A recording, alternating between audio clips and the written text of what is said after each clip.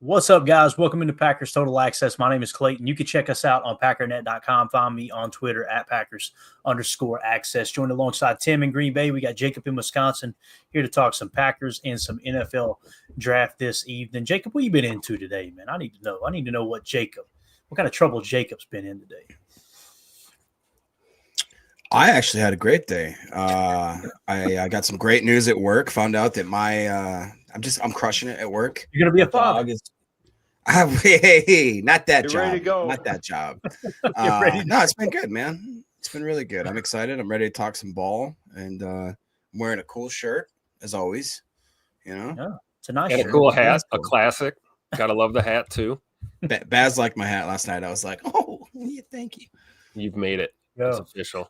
All right, guys, we got a bunch on tap tonight. We're going to do 6 prospects that could be sitting on the board when the Packers pick in round 4. That's going to be an absolute blast. We're also going to do a 7-round mock draft at the end of the show, which is going to be great. If we have time, we'll get into some draft history. But before we do dive into all that, Tim, I know you got a picture sent to you earlier today, and it was just really cool hearing you talk about it, man. Why don't you tell the folks about your buddy overseas and what's going on there, man? Yeah, big shout out to my bestie, my brother from another mother, Tony, out there. He's back in Kuwait now. He was in Iraq for a while, but he's back at the base in Kuwait, and it was really cool. He got a visit from the USO today, and Aaron Jones spent some time with my buddy Tony over there on the base. So he got some autographs, got some photos. It's painful to see him wearing a Vikings shirt. I know. But let me tell you, man, there will be no Aaron Jones slander around me. This guy is just a real genuine, real deal human being. And obviously, he comes from a military family. His parents served in the Army, and my friend serves in the Army. And it was just really cool to see Aaron Jones spent basically the whole day. He took time to talk to everyone, take pictures, the whole nine. So shout out to my buddy Tony overseas there in Kuwait, and all the men and women serving. Thank you for your service, and big shout out to Aaron Jones for taking some time here in the off season. And no big deal, just jump on a plane and go to Kuwait. Hang out on a base. It's pretty awesome, man. So just wanted to show some love to my buddy and to Aaron Jones. Thought it was really cool. Yeah, no, we share the same feelings with Aaron Jones too. Class act. I can't wait until he hangs it up and comes back and he retires as a Packer. It's going to be awesome, man. I hate to see him in that purple, but understand why he's over there. And I'm not going to BS anybody. I held a little bit of a grudge against Goody, the fact that we wasn't willing to give him that extra $1 million or $2 million to keep him in Green Bay. But especially after taking pay cuts, things like that, which some would say it wasn't a pay cut, and I understand that argument as well. But, yeah, it's cool to see Tony over there. And Tony, I just want to say thank you for your service, man, and everything you're doing for our country. It holds a special place in my heart because my brother spent time in Kuwait and Saudi Arabia in the first, in the Persian Gulf War. So it means a lot to see other guys kind of following in his footsteps in the country over there for sure, man. Absolutely. So shout out to everybody, and not just the people that are in active duty right now and serving our country, but anyone who may be hearing our voice or watching here live on the stream that's done it in the past, man. Obviously, you guys and gals are the reason we got the freedom to sit here and talk about this silly little game of football and get way too animated about it. So definitely appreciate everybody out there. And again, Tim, thanks for sharing that, man, for sure. Yeah, for sure. Thank you, Tony, too, for sharing that. He greenlit it. He said it was okay. I didn't want to put his business out there, That was going to be my next question to you. And then of course, you said, yeah, let's do it. So glad we got it in for sure. All right, man, let's do this. Let's jump into 6 prospects that could be available for Green Bay at pick 124. When I started this little process here with round 1, and then I said, let's do round 2, let's do round 3. I got to be real, man. I didn't know if people would like it. And then Jacob's like, man, that's cool. Why don't we just keep going with this? So that's what we're going to do. And understand, guys, we're not trying to predict who the Packers are going to take. That's not the point of this exercise. The whole point of this exercise is, according to our PTA big board, here are the prospects that are going to be slightly above where we're picking. In this case, pick 124, slightly below.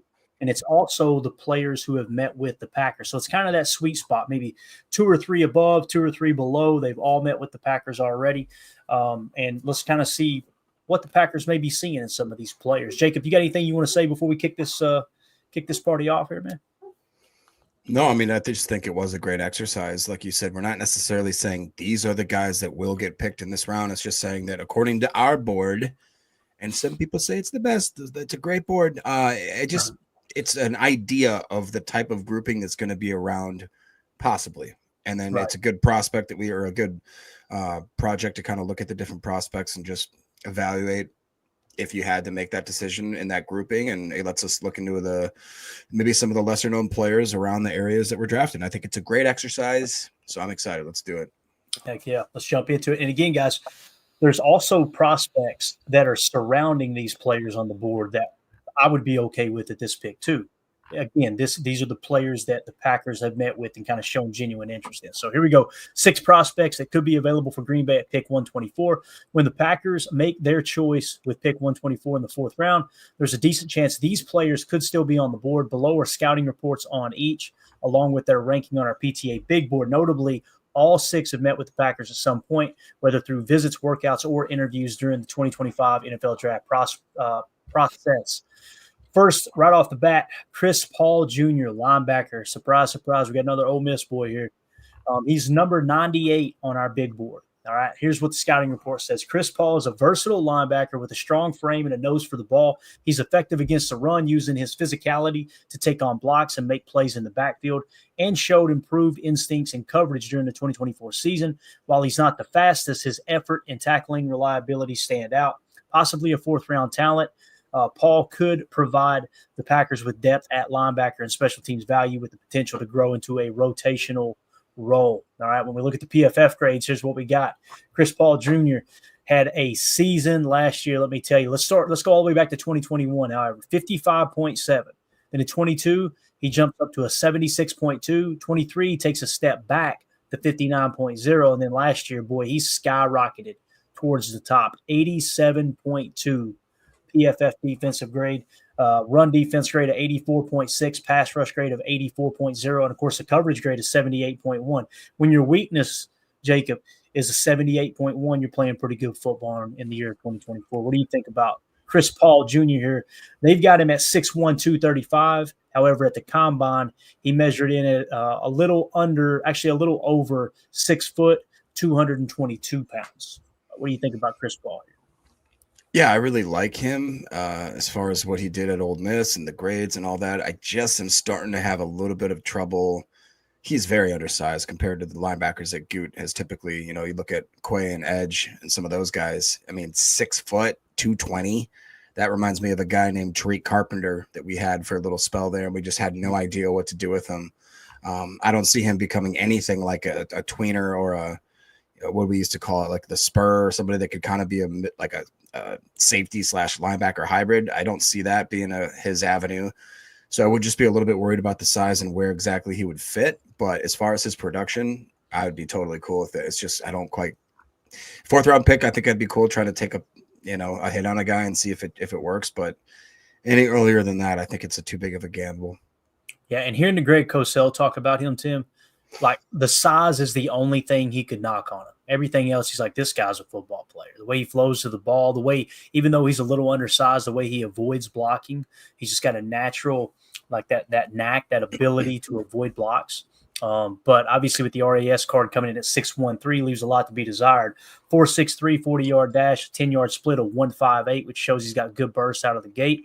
And, of course, he had a poor agility grade as well there. So I imagine if he was in the 9s here across the board, Tim, he'd probably be a lot higher. We'd probably be talking about 2nd-round pick as opposed to 4th-round pick, Yeah, I would agree. And there's not much he can do about his height, right? The weight, he can probably do something, right? He could bulk up a little bit.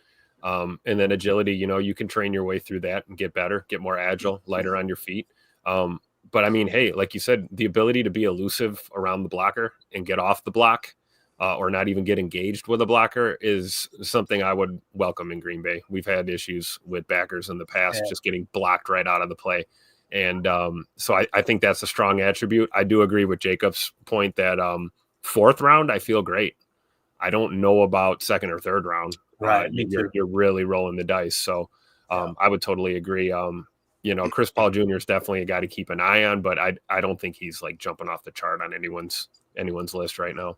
Yeah, no doubt about it. Again, PFF absolutely loved him but according to the RAS, the athletic score, like I said, a little bit undersized there, and really didn't live up to maybe the expectations that people were expecting.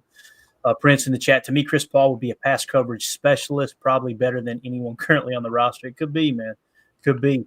I like what Coach Lynn says here, too. Nolan, Trey Harris, and Chris Paul Jr., I'd be okay with all these guys in the draft. Amen. Ole Miss, man, I'm telling you, I know we've talked about it a lot.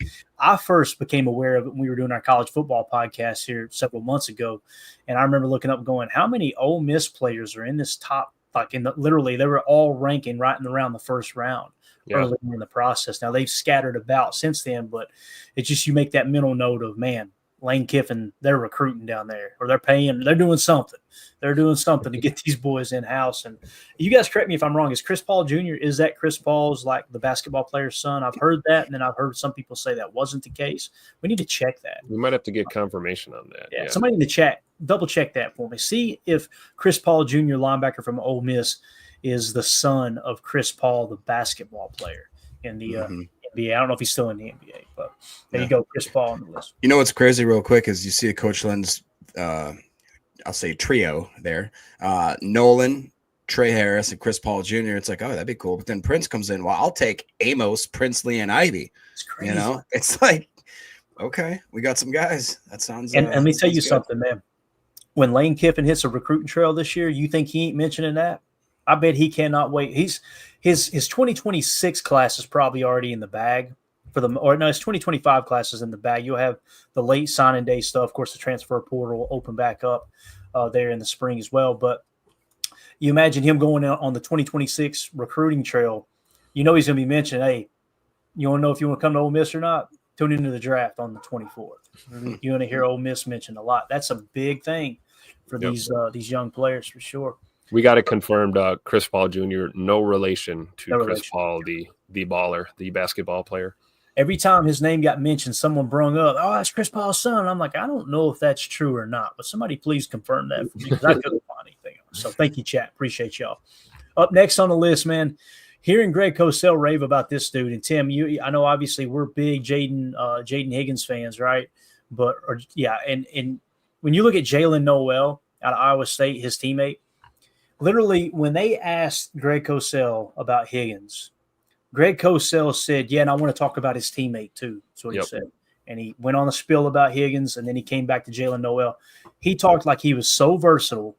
He could line up all over the field, just a truly dynamic player. Let's see what the scouting report says here. Jaylen Nowell is a shifty, undersized wide receiver who excels in the slot with quickness and precision route running. His 2024 performance highlighted his ability to create separation underneath and turn short catches into chunk gains with elusiveness after the catch. He's not a deep threat due to his size and speed, but his reliability makes him a fit for Green Bay's timing-based offense, possibly a day 3 pick.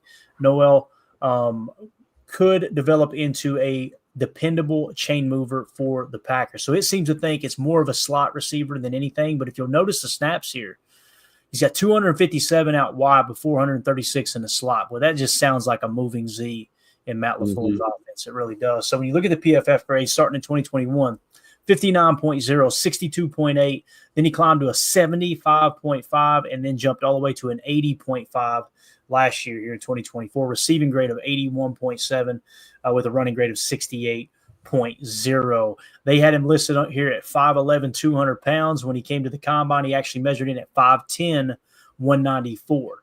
All right, so a little bit shorter bench press, 9.84. Obviously, the Packers have already met with him. That's a strong bench press for a wide receiver. Dude, look at his vert. Yeah, vertical jump of 41.5 inches, broad jump of 11.02, both scoring in the high nines, darn near a perfect 10. The composite speed grade, 4.39 is actually what's on the card here. So you look at the tape and go, I wouldn't really say he's a vertical stretcher, and then he goes out there and runs a 4.39 40. That's what Greg Cosell's talking about. 20-yard split of 2.55, scoring a 9.24. 10-yard split of a 1.52, scoring a 9.33. A shuttle of 4.17 and a 3-cone of 6.82, giving him a total RAS score of 9.75. The hands seem a little small at 8 3/4, but obviously he didn't have an issue catching the football, it didn't seem like. What do y'all think about Jaylen Nowell? Let's say you go through the first round and you go with a Shamar Stewart, right? Let's say in the second round you land a Trey Amos. Let's say in the third round you go a different route, maybe offensive line, and you find yourself in the 4th round going, we haven't gotten a wide receiver yet, would y'all be okay with Jaylen Nowell there in the 4th round? Absolutely. I mean, another guy we can talk about, right? Look at the RAS score. The only knock is the height and weight. Again, how much control does he have, over that? So he's shifty. The hand size could be an issue, but I don't think so, because he seems to have a pretty good catch radius, and he's coming off one of his best seasons, almost 1,200-yard season last year, 8 tutters, 80 receptions on 119 targets. I mean, he's catching the ball. So I don't think the hand size is an issue. And yeah, absolutely. If we don't get like Jaden Higgins or a Trey Harris or somebody, my goodness, if Jaylen Nowell's there, you can't go wrong. I would draft this kid in a heartbeat. And this is coming from a guy who has been adamant about not wanting an undersized receiver in this draft. And if you're going to take a sub 6 foot guy, under 200-pound guy, it's going to be Jaylen Nowell. It's probably one of your best bets in this receiver core here. Yeah, definitely. Jacob, what do you think about Jaylen Nowell, man? Yeah, I mean, I could definitely see him bringing some versatility and some more chess moves into the wide receiver room for sure. Like Tim said, I wouldn't be jumping out of my seat at the size and weight, but that's not necessarily what he just brings to the table. 80 receptions with a drop rate of 4.8%. I mean, that to me, I'll take that. That's very solid. 2.62 yards per route run. I mean, I honestly had no idea that he was explosive. He was with that. I mean, basically a 42-inch vert, jumping 11-inch broad. That's pretty insane. That's pretty good. So I'd be happy. I'd welcome him with open arms into that room. Definitely. And again, like Tim always says, the only thing that's really dragging him down in terms of RAS is what God gave him, 5'10". He can't do anything about that, right? I mean, you can't. There's no exercise you can do to make yourself taller there. You know what I mean? So he's 22 and a half, so I don't think he's going to hit another growth spurt or anything. So right. I think this is what we're going to get, right? Put the taller cleats on him, right? On game day. Look at my man running through people here too, Tim. Look at this, dude. Yep. That's what I'm talking about. So again, that's Jaylen Nowell, wide receiver, Iowa State, in the 104 spot on our PTA big board. Up next, look at this big fella right here. At 106, we got Aeneas Peebles. All right. Defensive tackle, Virginia Tech. It says Peebles is a compact, disruptive defensive tackle who wins with leverage and a quick first step. He's shown a knack for penetrating gaps and pressuring quarterbacks from the interior with improved hand usage in 2024. Though he can get overpowered by bigger linemen in the run game, Peebles' motor and hustle make him a solid depth piece, possibly a 4th rounder. He could bolster the Packers' defensive line rotation with upside as a situational pass rusher. Looking at the PFF grades, boy, did he pop the last 2 years, guys. Started in 2020, 67.5, 62.0, 65.8. Then he jumps all the way to an 86.1 in 2023, and he wasn't done yet. He climbs all the way up to an 89.1 in 2024 with a pass rush grade, Jacob, of 91.2. And, oh, by the way, a little run defense grade is 78.5. And this dude, he's becoming one of my favorite prospects of this draft, just looking at the numbers, looking at the measurables and everything. And the Packers seem to have their eye on him. What do you think? Yeah, I mean, it's another interesting case because he is a bit undersized for being maybe, he played a little bit of 1 tech, but predominantly a 3 tech. I believe I don't think he actually is 6'1". I think he's under that, and they have him listed around 290. But all things considered, I mean, the guy just produced, like you said, the last 2 years, the 86.1 grade, 89.1 grade. He's been very available, played 13 games, 12 games. Decent. I mean, for being a big guy in the middle too, a decent sack production. In 2023, he had 6 sacks. The other 2 years, he had 3. He had 31 hurries last year as a big man in the middle, batted down 2 balls, played predominantly again in B gap. But you talk about a well-rounded guy, a 91.2 pass rush grade. Like you said, the defense grade is nothing to shake a stick at with a 78.5, a true pass rush grade of 71.2. And he had a pass rush win rate as basically a nose/3 tech of 17.8%. Like, that's freaking good, dude. Yeah. Would you look at When you look at the RAS card, a 7.29, not horrible, right? And again, what drug is RAS down? His composite size grade, 6 foot, 282. He had 28 reps on the bench that almost scored an 8. It was at a 7.57. Vertical jump of 32.5 inches, scoring a 9.09. He also had a broad jump of 9.01, scoring a 7.71. So his composite explosion grade graded out great according to RAS over at MathBomb's site. Arm length 31.38. His hand size 9.63. 40-yard dash, though, boys. Tim, look at this, 4.94. That kind of weight, pretty solid. And then the shuttle at a 4.70. So I imagine if he had scored in the 9s on RAS, we might be talking about this guy in the 2nd or 3rd round. Yeah. I could see him fall into the 4th, but if somebody falls in love with that production, man, as we just mentioned, according to PFF, this dude could go. He could go in the 2nd or 3rd round. Who knows, man? Yeah, absolutely. And I hope we take a 3-tech, but I doubt we would go and reach for a guy like Peebles. He's kind of like teetering just outside that top 100, depending on whose board you're looking at. I know Hokies fans love Peebles for sure, and you're getting a hell of a football player either way. That being said, in the 4th round, if he's on the board at 124 and we don't have a D lineman yet, oh my gosh, yes, run the card and bring him. I really would love to see us improve on that D line. It kind of all depends on how you look at it. He might be a little bit of a project, at first, like a lot of rookies are, but I think he could make our D line a lot better for sure. Yeah, definitely. Daryl in the chat says Mike Daniels comp. I could see that. Mike Daniels being a little shorter in stature, right? So, and again, for the folks that are like, oh, he's too short, I understand saying that Goody might not take him because of the lack of height. But anytime somebody says a defensive lineman's too short to play at the next level, I go and look at their college production, and all I think of is Aaron Donald. Every time I'm like, well, I'm sure glad the Rams didn't think that Aaron Donald was too short, because we would have missed out on some darn good football, man, for sure. So, again, that's Peebles coming in at the 106 spot on our PTA big board as it sits right now. Let's go to the chat real quick. Actually, there you go, 6'1", 266 was Aaron Donald, so just 1 inch taller and actually quite a bit lighter to play that defensive tackle spot. Appreciate that info.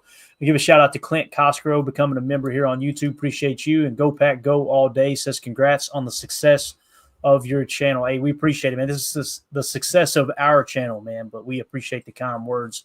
It's just something that has come together as a group collectively, the viewers, the listeners, the guys here. It's been a blast, man, and it's cool. I think we just cracked, in the last 28 days, 113,000 views on the channel. So it's just we're tracking. I can honestly see, if things keep going the way they're going, probably in the next 2 to 3 months, we're going to look up and be somewhere around 250,000 views per 28 days, which is kind of cool, man, just for a silly little podcast about the Packers. So, all right, next on the list in the 108 spot, CJ West, defensive tackle out of Kent State is what it says here. Obviously, I think he played for Indiana last year. So yeah, did he transfer or something? We need to check. He may have. Hey, there's a lot of these players, man, that you look up and it's like, wait, why am I only finding pictures of them in this uniform?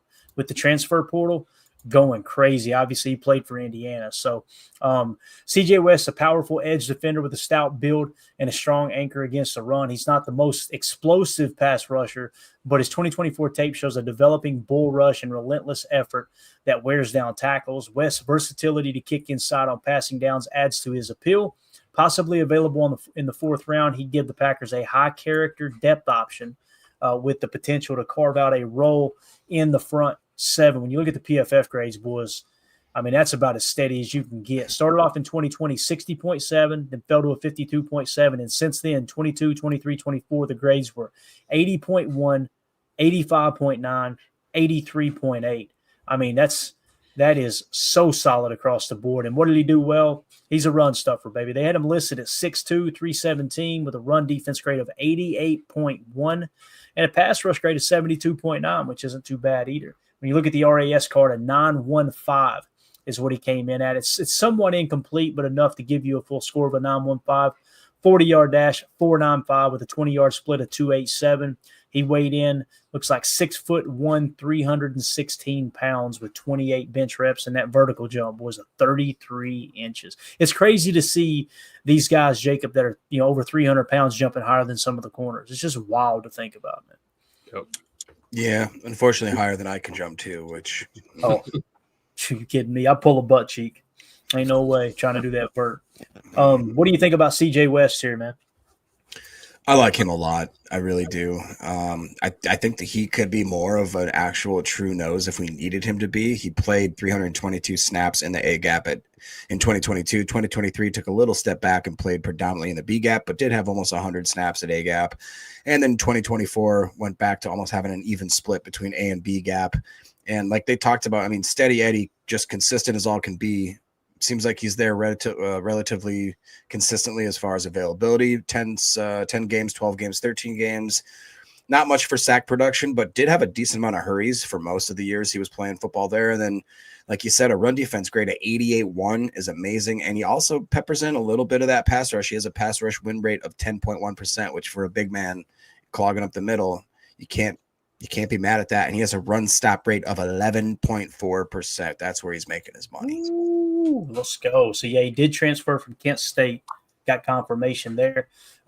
So when did he transfer, Jacob? Do you know for sure? Did it tell you any information there? I want to say if I'm looking at this correctly, it says transfer CJ West entered the transfer portal 2020, it looks like. So he probably spent, all 3 of these years probably were at Indiana, I would imagine. I was just trying to get a little confirmation on that. So CJ West, man, another guy the Packers have met with. Tim, what do you think about this guy, man? I mean, obviously he came in a little shorter than what was originally reported at 6'2", 317, but the weight still checked out fairly close as he measured in at 6'1" and weighed in at 316 here. 28 reps too, not too bad. Yeah, definitely. The thing I like about him is he's a 4-3 guy, so he's not going to have any problem stepping into a 4-3 scheme and make an impact. And I like the fact that he's got a really good run grade, and then it's like the pass rush grade is nothing to laugh at. It's like that can improve too, and he could be a multifaceted guy in the NFL. So there's a lot to like about him, and he's a high motor guy, right? He's got the high motor, so that intensity and that energy is always there. So there's a lot to like about him. Yeah, no doubt about it. All right, let's see here. Coach Lynn has a little special request. We'll work this in real quick. Does anyone have any info on defensive lineman Vernon Broughton? Let me just look him up on the board real quick. Texas. What do you got? I mean, he was phenomenal last year. 2024 had a grade of 86.1, playing 16 games. He had 4 sacks, 2 hits, but 26 hurries. Played predominantly in the B gap, but also did play consistent snaps over tackle and in the A gap as well. Pass rush grade of 86.3, run defense grade of 79, true pass set pass rush grade at 80.7. And again, a very well-rounded dude. Pass rush win rate of 13% with a run stop rate of 7.6. When you look at his individual games by week, he had some absolute studs in there. Played Texas A&M, almost at a 90 elite grade. Played Georgia real strong at 76. Iowa State was an 84. And the last game of the year against Ohio State was at 86.8. So he's definitely a type of player. Again, though, we have to look at it, him and next to Collins, which one of those guys is the catalyst, which one was the difference maker, or are they both, bringing something different? It'll be an interesting dynamic there. Definitely. And we've got Vernon Broughton on the in the 105 spot on our PTA big board. Now you're probably thinking, why aren't we mentioning him in this article? Because the Packers have not met with him. Doesn't mean they're not interested in him. Doesn't mean that won't happen. We're just keying in on the players that have met with the Packers within this range so far. And it's pretty cool when you look at it, because you got within the same tier, that same exact tier, you've got Jaylen Nowell in the 104 spot. You've got Vernon Broughton in the 105 spot. You've got Peebles in the 106 spot. And then you got CJ West in the 108 spot. This is the board that was updated even after we written this article. So, it's going to be cool to see where these guys end up. I think it's exactly what Greg Cosell was talking about, man. They literally said, now this is a defensive tackle heavy draft, right, Greg? And before they could say Greg, he went, oh, yes, it is. Like, he lost his mind. Like, you have no idea how many defensive tackles are solid prospects in this draft. So really exciting stuff. Next, we've got in the 108 or 109 spot, Elijah Roberts. I put edge / defensive tackle. I think he's out of Southern Methodist. Is that right? Is what you guys got on him? Because he's in some places he's listed as a defensive end. And, when I hear defensive end, sometimes I'm thinking, okay, was he a 34? You look at the size, he's probably big enough to play on the interior in the 4-3. But it sounds like he really made his hay at edge. So, and most likely a 4-3, I would imagine. So Elijah Roberts is an athletic edge rusher with a lean frame and promising bursts off the line. He flashed pass rush potential in 2024 with a quick get off and some bend, though he's still raw and needs to add strength to hold up against NFL linemen. His upside lies in his tools, making him a developmental prospect. At pick 124, Roberts could be a project worth stashing for Green Bay, offering long-term potential as a rotational edge. So his PFF card says 6'4", 295. All right. PFF grades starting in 2020, 67.3, 59.0, 72.9. And then look out, here he comes. 2023, a 91.3. And then in 2024, a 91.1. Guys, you could count on one hand how many players graded out in the 90s in back-to-back years in college. Now, I know it's probably a smaller school being Southern Methodist, but really interesting. Or is that what you got, Jacob, Southern Methodist? Am I remembering correctly? That's correct. But, dude, I mean, I'm blown away. So let's look at his opponents. 2024, he played Nevada, BYU, TCU, Florida State, Louisville, Stanford, Duke, Pitt, Virginia, Cal, Penn State, and Clemson. Like, he played a lot of really good teams there. He had, like you said, 91s in the last 2 seasons. But what's even more insane to me, he had 8 sacks in 2024, 13 sacks in 2023. But get this, in the last 2 years, he has almost 100 hurries. He had 45 hurries in 2024. He had 47 in 2023. That's insane. And then you look at his pass rush grade at 97, run defense grade 81.3, but the true pass rush grade is at 90.7, and he has a pass rush win rate of 22.4% with a run stop rate of 8.5%. I mean, he's an absolute freak. His best games were against BYU, had the 90, TCU a 90, Duke almost a 90, Clemson last game of the year he had an 85.8. He only had 2 quote unquote bad games. Those were the first 2 weeks of the season. They were both one was a 59, one's a 56. Other than that, he was living in the 80s and 90s and 70s. Got it.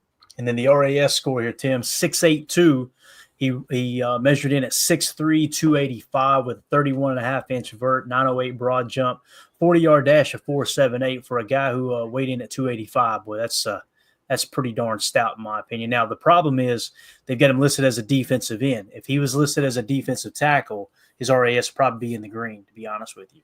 But, again, he is an edge defender, and that 4.78 looks kind of slow compared to a 4.47 from someone like Pierce out of Tennessee, or one of those guys, Shamar Stewart. I think it ran a 4.540. So, going to be interesting to see where he goes. What do you think about him, Tim? Elijah Roberts, would you be okay with him somewhere around this pick range here in the in the 4th round? Absolutely. We got to put the V next to him too, the versatility factor. Absolutely. Just looking at some of the write-ups on him, experience to play in a, probably the 4-3 or a 3-4, and he also can basically, they feel like he can line anywhere from 4 IDN to a wide 7, basically being your edge, and kind of anything in between. And I think when you like the grades that Jacob mentioned, just looking at that alone, like, this is a guy, you draft him and you just start plugging him on that line and figure out what works the best and move forward. But I think we could do a lot worse at 124, taking a guy like Elijah Roberts, especially if we don't go edge early. There's been some thought that maybe we go edge early on. If we don't, and you're looking 4th round and you want to pick up an edge, if this guy's on the board, I think we probably run that card. Yeah, no doubt about it. So, again, that's Elijah Roberts. I know Coach Lynn says, thanks. I came across him today and have not heard much about him. I didn't know much about him. I've seen his name while we were building the board, but I hadn't really dove into it deep. And the fact that the Packers met with him obviously brings him to our attention here. I'd be totally okay with this in the 4th round for sure. And again, let's say the 1st round you end up going Jahdae Barron. The 2nd round you end up going Jaden Higgins. The 3rd round you land a defensive tackle or something, right, or vice versa, and then you look up in the 4th round and go, hey, this might be a nice little depth piece at edge. It really could. Did you see Brian Ellis says that he entered in his data and his RAS, if he is listed as a D tackle, is a 9.35. Freak.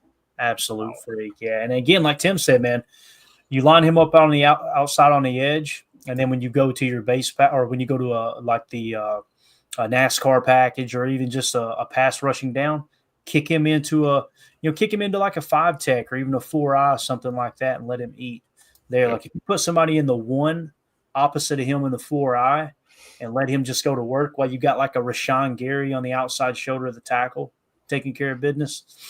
I really, really like the versatility there, like Tim was pointing out. So, again, that's Elijah Roberts in the 109 spot on our big board. Up next, I think you guys will recognize this cat right here. Here's a guy. In the 113 spot, he's actually a top 30 visit for the Green Bay Packers. Wow. Jacob Bayer. Now, they got him listed as guard, as we talked about. We see him more as a center, although he has shown versatility to play other spots there at the guard position. Jacob Bayer is a gritty – I want you to listen to how they describe him. He's a gritty, technically sound offensive guard who plays with a mean streak in the run game. I'm going to read it again. A gritty, technically sound offensive guard who plays with a mean streak in the run game. He's shown solid pass blocking chops in 2024, using good hand placement and awareness. Though his lateral agility is average against quicker defenders, Bayer's toughness and football IQ make him a fit for Green Bay's line depth, possibly a 4th-round pick. He could compete for a backup role with the chance to develop into a spot starter. And listen, the fact that he's got experience at center, man, I mean, that's a lot of value there in the 4th or 5th round. There's no doubt about it. I think there's a chance before the Packers did the top 30 visit. If you just said, what do you think about Jacob Bayer? I'd probably be like, 5th, 6th round pick. A top 30 visit on this guy, man. Don't be surprised if they pull the trigger on him in the 3rd round. They obviously like him, and that scouting report's exciting. When you look at the PFF grades, again, he played at a smaller school. We know that.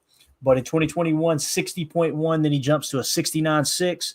Then he jumps all the way up to an 82.9 and then fell back just a touch to 81.9. So the last 2 years playing, obviously, that was him at the center position as well. So 2nd highest graded center in all of college football, like over 400 teams input in 2023. He dominated the opponents across the line from him.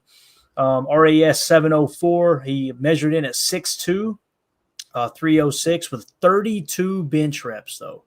I mean, the fact that you could have a center benching 32 reps, scoring a 929, really like that. Explosion grade, it's okay. The composite speed grade is considered good, with the 20-yard split being a 2.92, scoring an 8.67.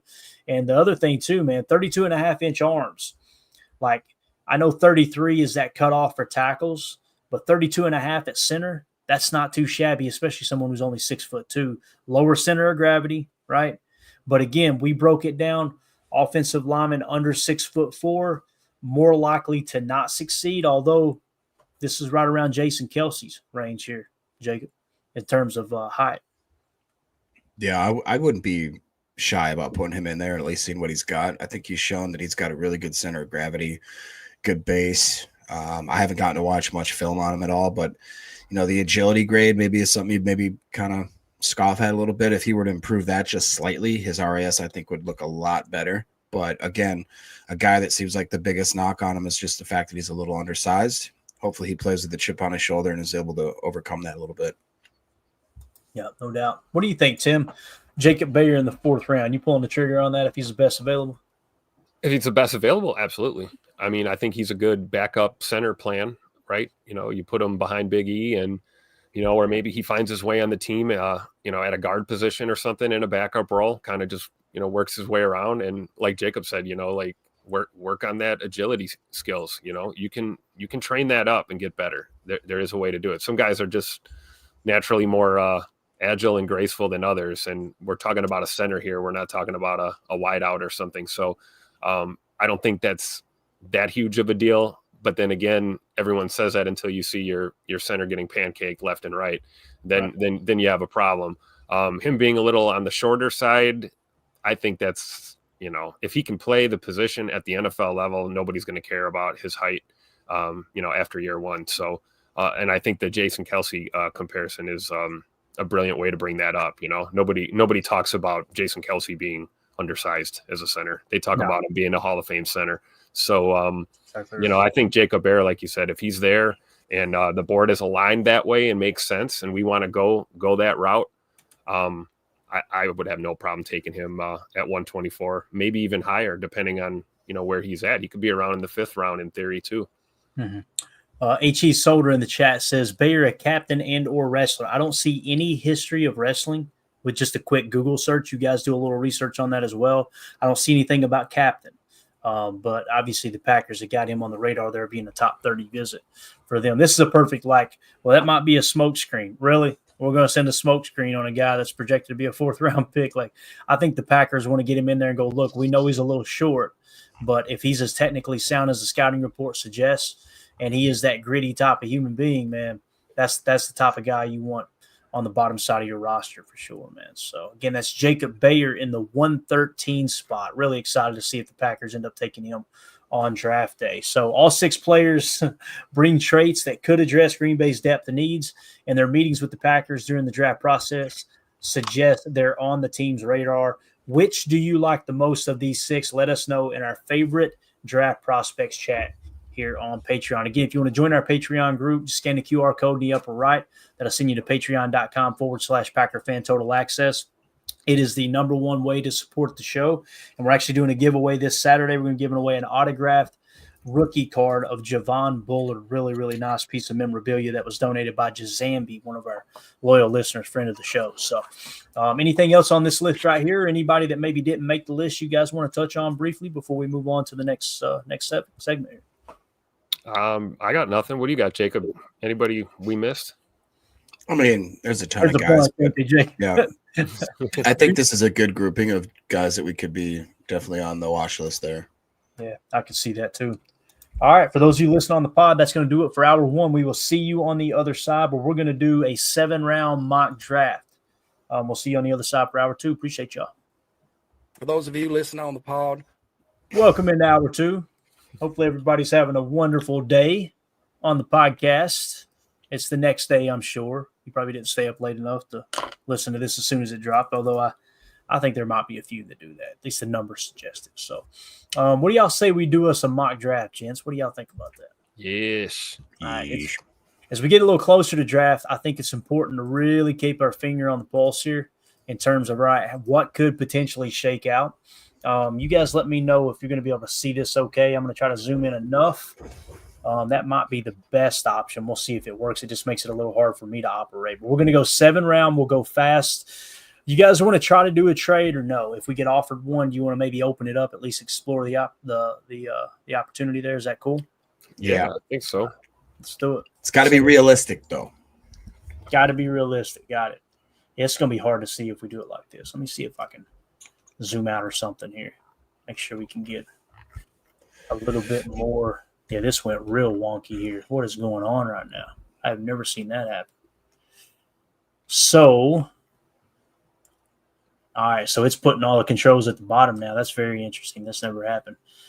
Let's start this chumpy. Let's see if we can get through it without screwing it up too bad. Is it just me or does that look really strange, guys? There's what that's what we want. That's what we want.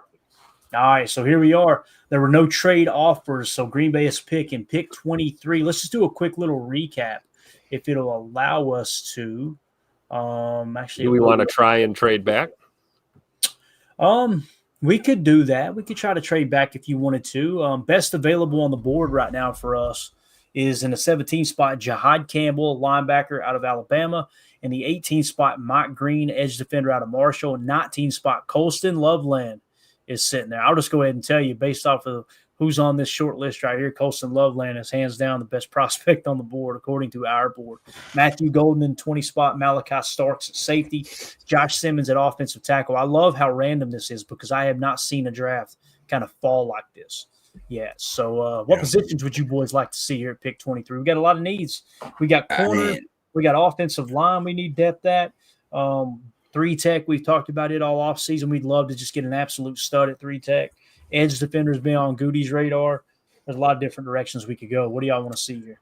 I don't know about you, Tim, but I don't like this grouping of players right now. If I was forced to stick and pick, I think I would begrudgingly pick Colson, and I don't necessarily I would like probably that go pick. Colston Loveland or, even Okay. Matthew Golden might be a reach at 23. I don't know. Mm-hmm. Yeah, we got Colston Loveland in the 11 spot, boys.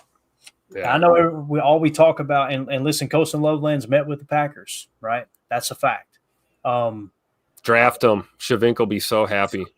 I'm just trying to think, like, how could this play into the offense? Yes, we need a receiver, but if you go get the second best tight end in the draft because he fell to you all the way down to the 23rd spot, it's tempting. It really is. I don't like it on the surface, but if we were sticking to the board, Colston Loveland would definitely be the pick. If we go on down the list here, just looking at our PTA big board, let me flip this over so I can look at both at the same time. Colston Loveland in the 11 spot. Jahad Campbell would be in the 21 spot. That would be worthy of the 23rd pick. Mike Green here, boys, he's sitting in the 20 spot, but we know we get that purple box there from 2024, man. There are some character concerns. Now, listen, there's no way Goody takes him without doing their due diligence and finding out, hey, look, we're okay with taking him. So it's hard for us. I don't know how you guys feel, but it's hard for me to pull the trigger on Mike Green, not knowing if that's going to check out with Goody and his staff. You know what I mean? That guy's got Detroit Lion written all over him, man. All right, we'll pass up then. Can you scroll down a little bit just to see who's below Simmons? Sure will. Matthew Golden we've got in the 37 spot. Malachi Starks is in the 23 spot. Josh Simmons, where are you at? So we got him in the 24 spot. That wouldn't be a bad pick either. Attack. There we go. So you got Tyler Booker in the 27 spot. On our big board, Tyler Booker is actually a little lower. We got him in the 39 slot. Derek Harmon, defensive tackle, has climbed up the board a little bit today with the Greg Cosell 3-point bonus, 25th on our big board. And then we've got Walter Nolan. Walter Nolan is in the 18 spot on our big board right here. If we were going off our board, Walter Nolan would definitely be the pick behind, like we said, Colston Loveland. So that's the two I would put it in range on. What do you guys think? Who would you like to trade back to 27 or something, or right? Trade back a few spots. You want to try it? Let's see. It wouldn't hurt to try. Let's see what we got here. So you're saying maybe trade back to pick 27? Something like that. Of course, we can't tell who's got 27. Oh, yeah, we can, can't we? Who's got 27? Let's see here. So it'd be like Baltimore. Let's see if we could trade back with Baltimore and what we could pick up here. I like this. So we give up 23. We're going to go to 27, right? Take 91. Let's see if they'll give us 91. Ooh, I think they're going to do it. Looky here. You like it, boys? I like it. All right, let's trade back, pick us up a third-round pick. Did they do it? They did it. Yeah. Look at that. So my God. Now who do we have at 20? Look at this. Wait, what? Look at this. So, now go get your let's get our Walter oh, Nolan. he's gone. I thought okay. So trading back 4 spots cost us Walter Nolan, who's a better defensive lineman according to our board. However, if you look at Walter Nolan's grade on our board, a 19.9 was the grade, and Derek Harmon is a 24.7. So he's just one tier lower. Would be Derek Harmon. So Derek Harmon, if you're going 3-tech, he's hands down. That's the dude to take right here. However, you still got Matthew Golden a little bit lower on our board. It's got to be Colston Loveland, Mike Green, or Derek Harmon, boys. What's the pick here? I'm voting for Derek Harmon out of those 3. Okay. I think I'd go Harmon, but it is crazy that Green and Loveland would be a steal right here. It would, man. And again, if I guarantee you, man, if you're sitting there at 23, you trade back a few spots and Mike Green's still there, and he checked out with Goody's, intel. Man, didn't he lead college football in sacks? If I remember correctly. Yeah, yes, he did. It's tough to pass him up, but man, that's some serious allegations. And again, we walked through it, Tim, and we came away going, kind of feels like there's a little smoke there. Yeah. We got to put the purple box in. So, all right, let's take Derek Harmon here. Everybody good with it?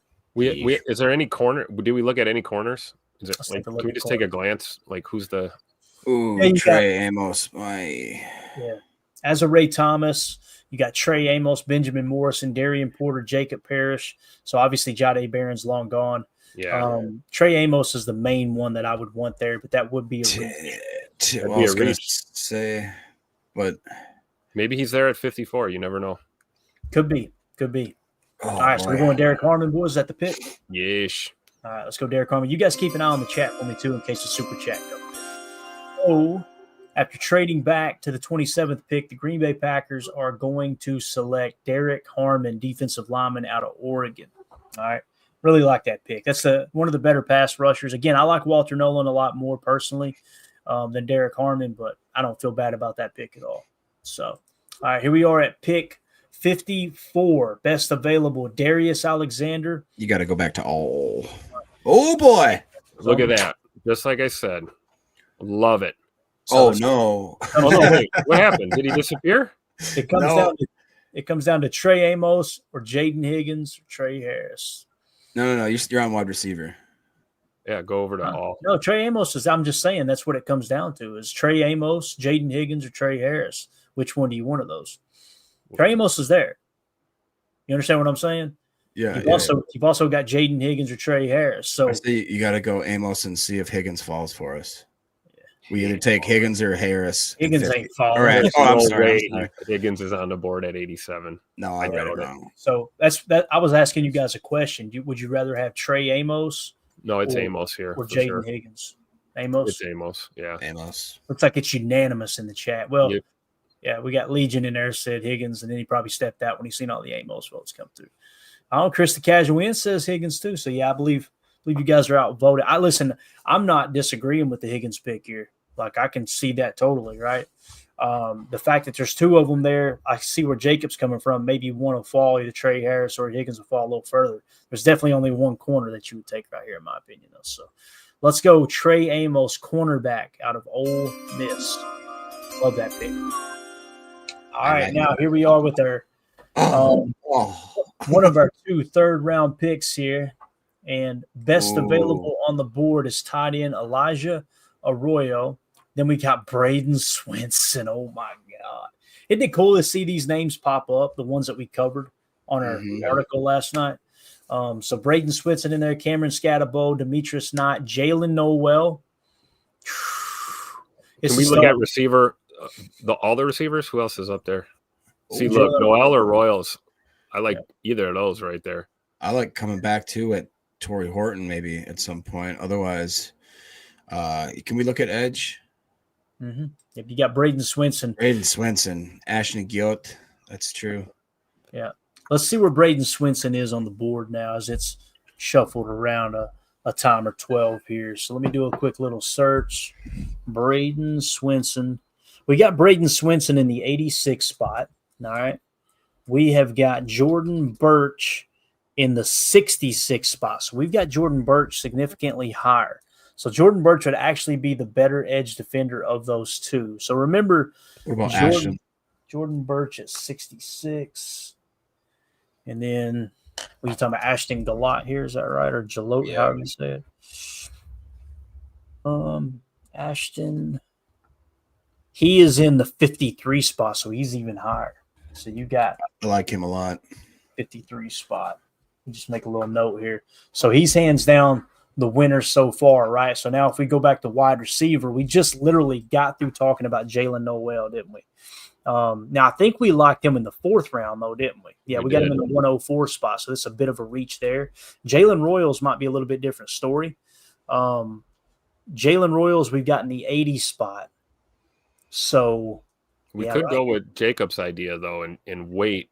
We'd probably miss them, but we could probably get Torrey Horton, at 91 or 124. We could definitely get Galot with the 91st pick. That would definitely happen, right? So I don't like taking him with 87 when we got 91 in our back pocket. So let's just pencil him in for the 91 spot, seeing how high he is on our board, right? Okay. So with Braden Swinson, I don't think you're going to go back-to-back edge. I mean, you don't have enough room in the edge room, right? So what other position are we maybe overlooking? O-line, probably. Yeah, maybe offensive tackle, right? Nothing looks too appealing. Holland Pierce. See big where man. Holland Pierce we got in the 180 spot. Oof. There's a Johnny we got in the 102 spot.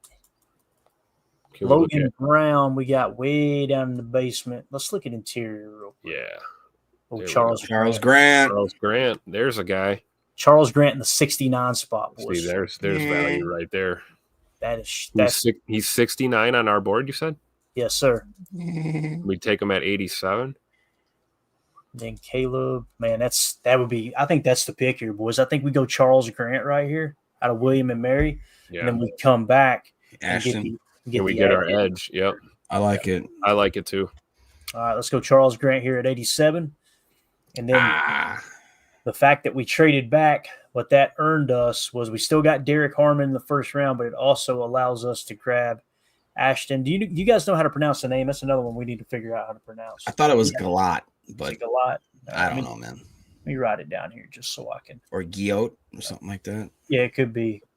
Could be a little Spanish. The double L turning into a Y. Yeah. See what you did there, sir. All right, there we go. We're going Ashton Galat with the 91st pick. And again, if you're wondering, well, Clayton, he's 114 on that board, right? Well, according to our PTA big board, he is actually in the 53 spot. This is great value right here. And again, he's not going to be there at 124. And if we tried to trade back 10 picks, yeah, we could probably pick up another pick, but I think we just do it here. So, yeah, here we go. Ashton Galat with the 91st pick. I'm liking this draft, boys. We're hitting a lot of needs here. Derek Harmon could be the 3-tech of the future to line up alongside Devontae White. Look at that. Trey Amos with the 54th pick. That helps the cornerback room. You go interior offensive line with Charles Grant, and then you get your edge defender to kind of add some more depth there. So let's grab us a wide receiver now. I thought you were going to say Tyler Shuck. I was going to go, oh no, Tim going to get us canceled out here. Seriously, first, this is the reason we highlighted the Tyler Shuck article. Think about what Greg Cosell said. If Tyler Shuck ends up being the second best quarterback in this draft, could you imagine getting him at pick 124 if it were to fall this way? And if you knew he was going to be the second best quarterback in the draft, the value there, potential trade value in long term as well is pretty wild. So what did you guys say you wanted to see here first? I'd like to see wide receiver, please. We still haven't got the spot out, have we? All right, let's see where Torrey Horton is on our board. I know you guys love him, don't you? Yep. We got him in the 118 spot. Okay. How about Ty Felton? Yeah, that's what I'm looking at right now. Ty Felton, 142. Dante is way down the list at 276. Pat Bryant's the one that grabs my attention. We got Pat Bryant in the 126 spot. So it looks like it would get him at 159, right? Probably could. If we go Torrey Horton here, man, he's in the 118 spot on our board, so that's good value at 124. What other position are we going to look up at 3 more picks from now and go, daggum it, we didn't cover the bases there? What comes to mind? Linebacker. Let's look at stackbacker. You got stackbacker. Oh, there's stuff. Look at that guy right there. Oh man, let's see. Danny Stutzman. He's in the 94 spot for us too. He would definitely. Here's the guy. Jacob's pissed right now. He's like, oh man. I miss out on his wide receiver if we take him, right? No, I don't mind. It's just I feel like Danny Stutzman is maybe getting a little too much love lately, where I think a guy like Teddy Buchanan is a well-rounded linebacker compared to him that we could possibly get. Mm-hmm. Plus, you got Jay Higgins below him, which I know he had concrete shoes on running that fort. But see, we got Teddy Buchanan in the 210 spot on our board. Do you? Yeah, his PFF grade, he solid PFF grades in 22 and 23, but in 24 he dropped back to he was the 120th graded linebacker, and the consensus big board at the end of the college football season had him in the 325 spot. The RAS is through the roof. Don't get me wrong; he scored a 9+, but I think the argument for Horton is pretty good though, because the further down we go here, the picks are going to get a little slimmer at receiver. Yeah, I mean, Pat Bryant might be there. Ricky White's another guy I looked at. I feel like he's the last of the true. I don't want to call him a true X, but like a big bodied, ran the 4.4, absolutely runs every single route on the route tree. Looks like he's got good yak. Sounds like he was a great guy in the locker room. To me, seems he's coming off injury though, right? Is he? If I remember correct, it was a minor injury. If I believe I'm correct. Okay. Yeah, we don't have anything on him in terms of an injury, I don't think, Tim, on the board. And typically we kind of. He definitely must have because he only played 5 games last year. Yeah. Yeah. So he must be healed up, is what I'm saying, or else we would have. Or we'd have a note on that. Okay. Well, then I got no problem taking Torrey Horton here. Yeah, I mean, Danny Stutzman is hands down higher on our board by about 20 spots. But like you guys pointed out, if you don't take Torrey Horton here, and listen, I like Pat Bryant, great against man coverage, great hands, right? The problem is he's not high enough on our board to justify that. So Torrey Horton feels like, again, where are we picking? 124? Let me talk myself into this real quick. Yeah, he's 118. He's 118 on our board, so that's good value according to our board. So up until this last year when he played only 5 games, he had over 1,000 yards. He had 1,100 in 2022. He had 1,100 in 2023. He had a drop rate of 3.8%. Let's go. All right, let's do it. Let's go. We're going to go Torrey Horton, wide receiver out of Colorado State with the 124th pick. That's an A+. A+. Knocked it out of the park. All right. Right. So again, just a quick recap of this draft so far. We have, with the 27th pick, we traded from 23 to 27, picked up an extra third-round pick. We drafted Derek Harmon, defensive lineman out of Oregon. 54, we went Trey Amos, cornerback out of Ole Miss. 87, we went Charles Grant, offensive lineman out of William and Mary. 91st, we went Ashton Gallant out of Louisville, edge defender. And then with 124, we went Torrey Horton, wide receiver out of Colorado State. So there we go. Brian Ellis with the update. Horton had an ACL injury, but he killed it at the combine, so I'm not worried about it. There you go. Perfect. So that's why we removed. I remember we had a red box, Tim, and we removed it. Okay, so, that's what I was thinking of then. Man, you got a memory like an elephant, bro. I can't remember what I eat for lunch. You knew, hey, wasn't there an injury there? So, all right. What do we want to look at here, gents? Oh, is Elijah Badger still on the board? Yo, Danny, you got to get my boy Danny. Yeah. Oh, now you want Danny Stubbs. He's your boy. Yes. Now I do. Run the card, drive. Let's go. Give it to me. Run it down there. Danny Stutzman, linebacker out of Oklahoma. This is, I agree, man. Clint said, listen, I'm an armchair quarterback here, and this is looking pretty good, boys. Noel Williams, run it up. Run it up. Here's the guy. All right, let's do a little research, and now we're getting out of control. All right, let's see where we got some of these guys at. So at the top of the list, Sebastian Castro. Then you got Chase Lund. I want to say Chase is fairly high. Chase is 85th on our board, boys. Whoa. That would be great value. Noel Williams is 173. It wouldn't be bad to take a tackle. I mean, we went interior O-line. Yeah, Chase Lunt would be an absolute steal right here, in my opinion. Trying to see who else is on here. Yeah, he's a pure right tackle, but other than that, dude. Where do we got Pegues on our board? We got Pegues. Yeah, he's lower, 198. So this has got to be him, right? This has got to be our boy Chase Lunt out of UConn, right? Yeah, I would agree with that. I think it's a good pick. He's a big man. Get ready for an A+ right here, boy. At least an A. Chase Lunt, offensive tackle, UConn. A+. Yeah, I'm really liking this draft, man. This is amazing. Yeah. You got you a linebacker that's just an absolute dog in the run game. Ooh. Really like it. All right. Best available now at pick 237. We got linebacker Nick Martin out of Oklahoma State. We got cornerback Jabbar Muhammad out of Oregon. Then you got Jai Joyner, edge defender out of Minnesota. Linebacker Cody Simon out of Ohio State. Mello Dotson, I think, is fairly high on our board. And we've only taken one corner. I feel like we've got room for at least 2 if Jai returns, 3 if he's gone. Let's see what we got here with Mello. Now, Mello's in the 182 spot on our board. Where do you have Jabbar Muhammad? Jabbar Muhammad. I want to say he was lower. Let me double check, though. I think he was a little undersized, but he graded out pretty well, if I remember correctly. We got him in the 233 spot. He was 152nd in his position, it looks like. Okay. Mello Dotson is in the 182 spot, which it picked 237. I mean, you can't ask for much more than that. Is there any other specific? Look at what we drafted, guys. We went 3-tech, corner, O-line, edge, wide receiver, linebacker, O-line. What are we lacking here? It kind of feels like another corner, does it not? That what we need? Yeah.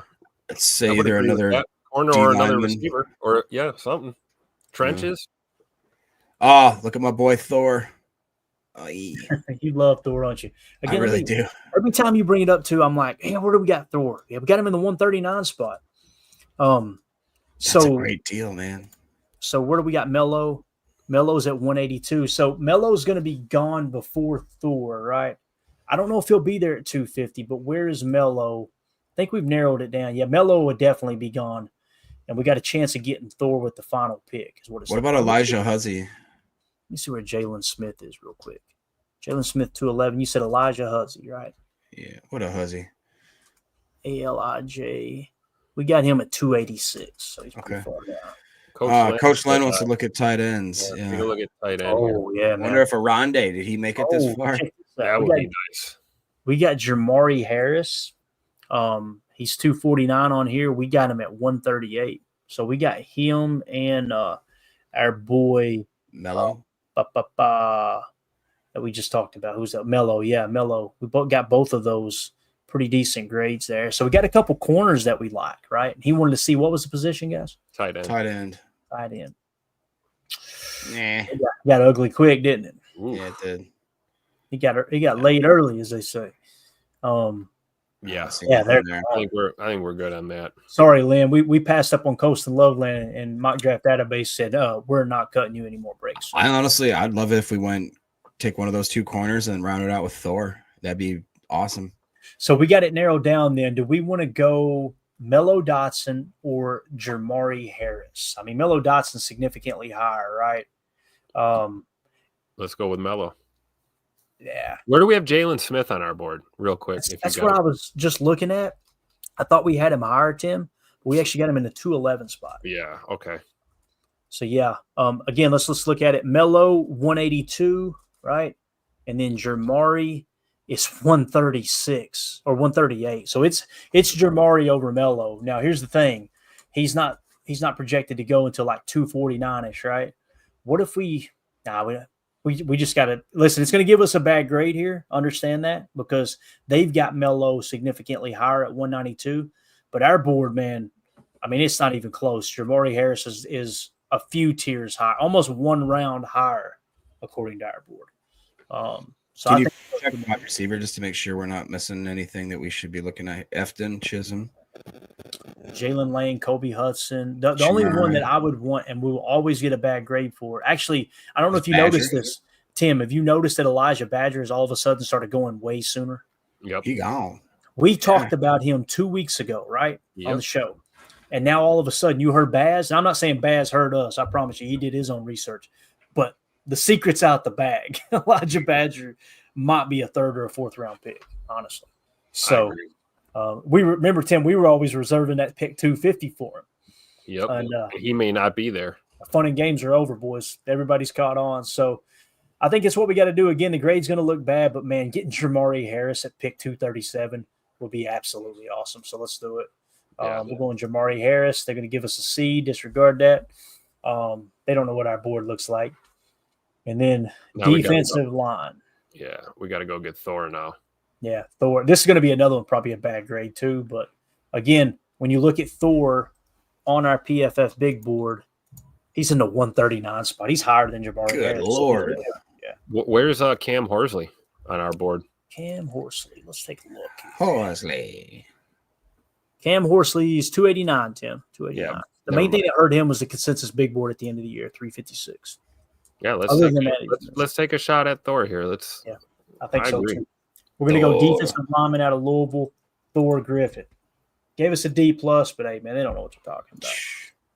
Hey, we got a lot of good, solid talent there, man. I'm going to save this one. And again, here is the recap of the mock draft with the 27th pick. Again, we traded from 23 back to 27. We picked up pick 91, a third rounder. We took Derek Harmon with the 27th pick, pass rushing interior defensive lineman out of Oregon. With the 54th pick, I love that. Trey Amos out of Ole Miss. Sign me up. Charles Grant at pick 87, so we shored up the offensive line a little bit out of William & Mary. With that 91st pick that we picked up by trading pick 23 back to 27, we grabbed edge defender Ashton Gallott out of Louisville. 124, we went wide receiver Torrey Horton out of Colorado State. Love that pick. Danny Stutzman, linebacker out of Oklahoma at 159. 198, we go Chase Lunt, offensive tackle out of UConn. 237, we went Jermari Harris, cornerback out of Iowa. And then, of course, with 250, we rounded it out with Thor Griffith, defensive lineman out of Louisville. Pretty good work. Not a bad draft at all. It does highlight the need, in my opinion, to really consider going receiver early or early-ish. Round 1 through 4 seems to be, your best chance at getting one of those top-tier guys. Not a knock on Torrey Horton at all. No. I think it's a great pick, but we clearly doubled up on corner. We were able to, shore that up. But if we were thinking of double dipping at wide receiver in this draft, you got to get one early and then try and hit again late. Yeah. And again, we didn't take into consideration, are the Packers interested in these prospects? We went strictly off the big board, right? Yeah. What we may do is put in the filter for the next mock draft we do and just have, like we did the other day, just the guys that the Packers have met with up to this point. But again, you're letting the pendulum swing a little too far in the opposite direction by doing that, because we know the Packers, it's not just like, okay, only the guys they've talked to this year are they going to draft. That's simply not the case. But once those top 30 visits are all in the bag, I'm telling you guys, you can take that top 30 list and you can just about pick. All right. I think last year, and we talked about this before, 10 of the 11 draft picks we had last year. No, 10, here's what it was. 11 of the players on our top 30 ended up on the Packers roster. And the only draft pick that wasn't on the top 30 was Marshawn Lloyd, running back out of USC.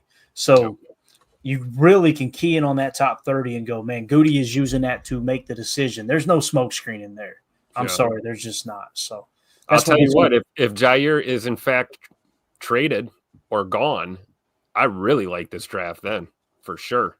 Mm-hmm. With the corners, Definitely. Really, really like the chat's reaction here. Tony Holman, I like it. Brian Ellis, best draft yet. Deb Fish, that's nice getting that extra top 100 pick. It really is, man.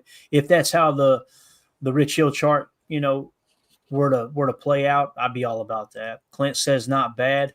Gamer Guy says that's a perfect draft. I'd be over the moon if that's what we get. I'm on board with it too. H.E. Soda getting that extra pick was a big deal. It really was. J. Cole says need to. I know y'all like Horton, but we need to get one early. It's a great point. Now, again, what it comes down to, Jay, and this is the question you got to ask yourself as a fan, which would you rather have? Jaden Higgins, Trey Harris, or Trey Amos? Right. And again, if Ja's not here, we would all say Trey Amos. If you can guarantee me Jair's on the roster, I'm going Jaden Higgins over Trey Amos. Right. Yeah. And people, they say, oh, teams actually do draft by need. That would be like an example of that. You got guys in the same tier, then you do. That's the cluster buster. If you got two guys in the same tier and one's slightly higher than them, but they're in the same tier, you're going to take the position of need all day, right? So, Coach Lynn approves too. I like this draft, boys. This was good. This was fun.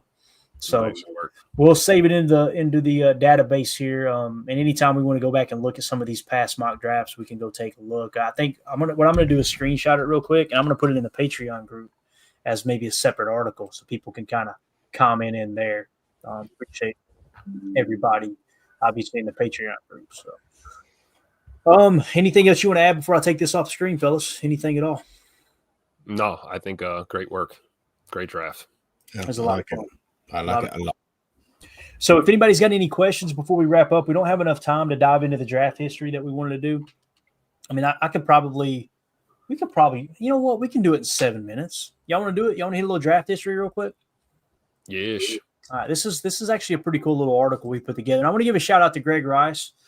Greg Rice actually asked me, hey, man, would you put something together, maybe do a little segment on things that people should be looking to do while they're in Green Bay for the draft? So I've got that article started, and we'll try to highlight it tomorrow on the show for sure. It's a lot of fun, man. There's a lot of things on there that I did my first trip to Green Bay, just a little bit of – it's a really cool exercise to kind of walk through some of the historical sites and all that. But speaking of history, we're going to talk about the very first NFL draft. I don't know if you guys have heard this story, but it is pretty darn cool how the draft got started, okay?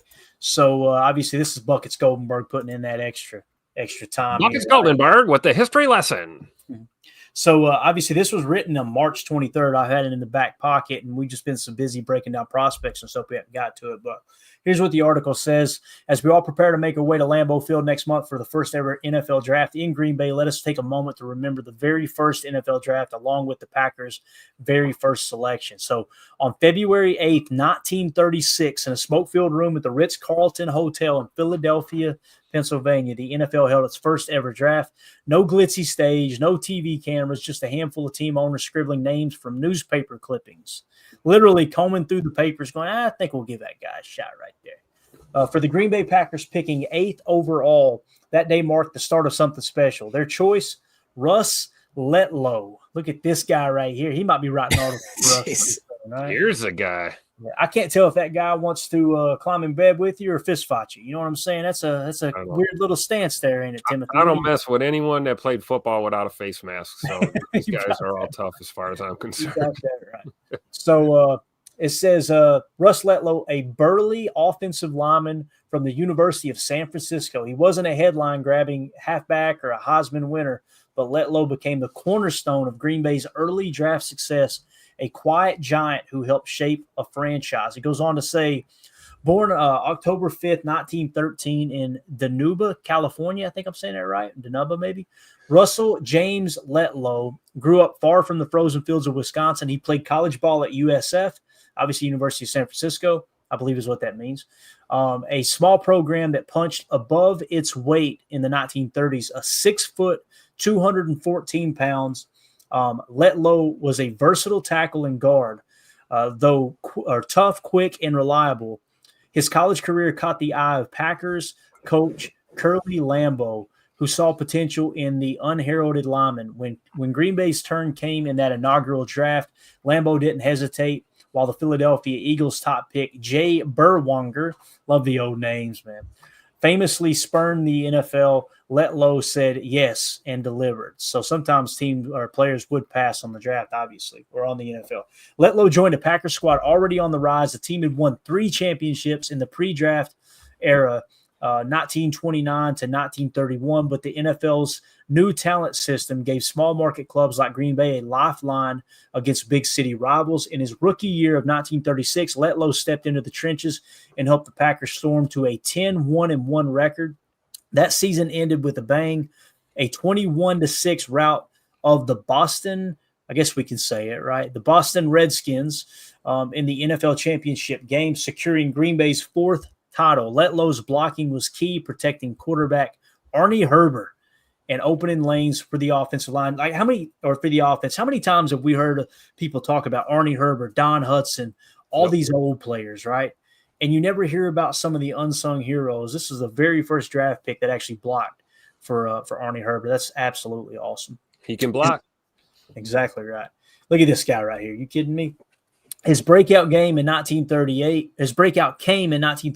By then, Letlow had bulked up to 230 pounds and shifted to guard full time. They said, hey, you're too big to play tackle, sir. We're going to need you in here on the inside at 230 pounds. His strength and technique stood out in an era when linemen were the unsung heroes battling in the mud without the glory of stats or spotlight. Though the Packers fell to the New York Giants in the 38 title game, Letlow's play cemented his value. He'd repeat as an All-Pro in 1939, anchoring a line that powered Green Bay back to the championship, a 27-0 thrashing of the Giants for title number 5. So this is crazy. He actually played in the trenches alongside Buckets Goldenberg. That's a true story. How cool is that? They look like they could be brothers. Yeah, no doubt, man. Everybody had that face you'd be afraid to fight right there, man. That looks like I'm going to take your lunch money face right there. Letlow's career wasn't without bumps. A broken leg in 1940 sidelined him briefly, and World War II interrupted his prime. It's different back then, man. A different era, right? In 1943, he enlisted in the U.S. Army, serving until 1945. He returned for one final season in 1946, but at 33, his body has taken its toll. He went over to war for Jesus. I mean, that's good. Over 7 NFL years, 36 through 42, then back in 46, Letlow played in 71 games, starting 47, and left as a 2-time All-Pro with 2 championship rings.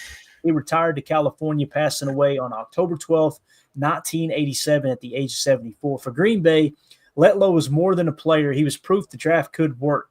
While only 24 of the 81 players picked in 1936 ever played in the NFL. Think about that. Only out of 81 players picked, only 24 said, yeah, I'll play. The rest of them are like, I'm not fooling with that crappy pro football. Back then it was different, man, I'm telling you. Can you get over like the fact that it's like his stat line would be like 5 pancake blocks. He was the rookie of the year. Oh, he had 4 Germans, KIA. And it's like, where did that come from? And he broke his leg, and he That's missed a right. day. He missed one day, and then he came back. Unbelievable, man. It says Letlow was a hit, validating Curly Lambeau's eye for talent. His success foreshadowed the Packers' knack for finding gems, a tradition that would peak decades later under Vince Lombardi. Today, Lambeau Field's legacy owes a quiet debt to that first pick who helped keep the Packers competitive in the NFL's wild early days. Russ Letlow never sought fame. He didn't dodge the league, didn't dodge a war either, by the way, like Burwanger or Dazzle with stats like a modern star. But in that 1936 hotel room, when his name was called 8th overall, he became the Packers' first draft pick and a linchpin in their history. For a franchise that's since built a mythology of grit and glory, Letlow was the perfect start. Steady, tough, and undeniably Green Bay.